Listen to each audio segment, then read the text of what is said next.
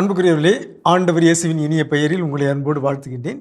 இயேசுவின் ஆளுமை என்னும் தொடரில் இன்று இயேசுவின் நகைச்சுவை உணர்வு என்னும் தலைப்பில் உங்களோடு பகிர்ந்து கொள்ள விரும்புகின்ற ஒரு வித்தியாசமான செய்தி.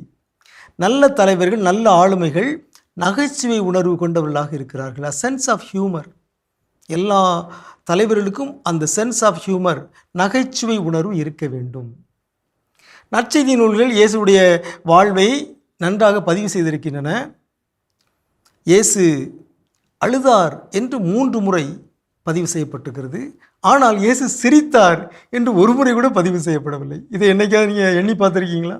ஒரு வியப்பான செய்தி. அப்படின்னா இயேசு சிரிக்கவே இல்லையா? நிச்சயமாக சிரித்திருப்பார். பல முறை இயேசு சிரித்து ரசித்து மகிழ்ந்திருப்பார்.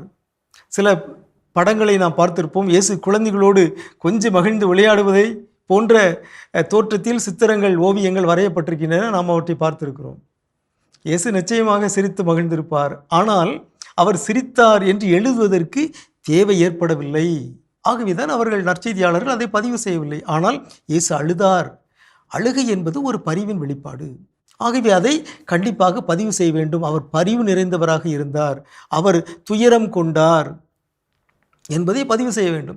ஆனால் அவர் சிரித்தார் என்பதை பதிவு செய்ய வேண்டிய தேவையில்லை. எனவே நற்செய்தியாளர்கள் பதிவு செய்யவில்லை. மாறாக யோவான் சொல்கிறார், இயேசு செய்தவை அனைத்தையும் எழுதினால் அந்த நூல்களை இந்த உலகமே கொள்ளாது என்று அவர் சொல்லிவிட்டார். ஆகவே எவையெல்லாம் நம்முடைய மீட்புக்கு, நம்முடைய வாழ்வுக்கு தேவையோ அவற்றைத்தான் நற்செய்தியாளர்கள் பதிவு செய்திருக்கிறார்கள். எனவே தான் இயேசு சிரித்தார், சிரித்து மகிழ்ந்தார் என்பதை அவர்கள் பதிவு செய்யவில்லை. ஆனால் இயேசுவுடைய நகைச்சுவை உணர்வு பற்றி நூல்கள் எழுதப்பட்டிருக்கின்றன.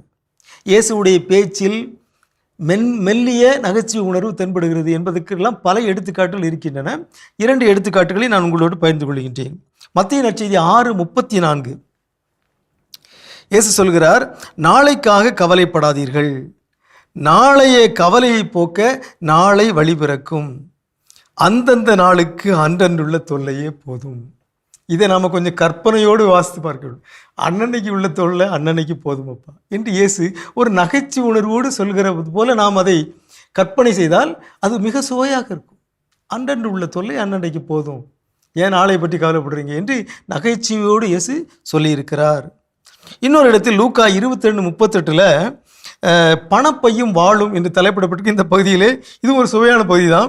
சீடர்கள் இயேசுடன் சொல்கிறாங்க, ஆண்டவரே, இதோ இங்கு 2 வாள்கள் உள்ளன. அவர் வேற ஒரு வாளை பற்றி சொல்கிறார், இவங்க வேற ஒரு வாளை பற்றி பேசுகிறார்கள். இயேசு அவரிடம் போதும் என்றார் என்று எழுதப்பட்டிருக்கிறது. இவையெல்லாம் இயேசுடைய நகைச்சுவை உணர்வை எடுத்து காட்டுகின்றன. எல்லா தலைவர்களும் ஒரு மெல்லிய நகைச்சுவை உணர்வோடு வாழ்கிறார்கள். காரணம், அது வாழ்வுக்கு சுவையூட்டுகிறது. பெரியவற்றையும் எளிதாக எடுத்துக்கொள்ள, எளிதாக கடந்து செல்ல நகைச்சுவை உணர்வு உதவுகிறது. எனவே நம்முடைய உரையாடல்களில், நம்முடைய உறவுகளில், நம்முடைய நட்பு தளங்களில் நகைச்சுவை உணர்வோடு நாம் வாழ வேண்டும். நகைச்சுவையை ரசிக்கவும் ஏற்றுக்கொள்ளவும் நாம் கற்றுக்கொள்ள வேண்டும். உங்களுக்கு அமைதி உரித்தாகுக.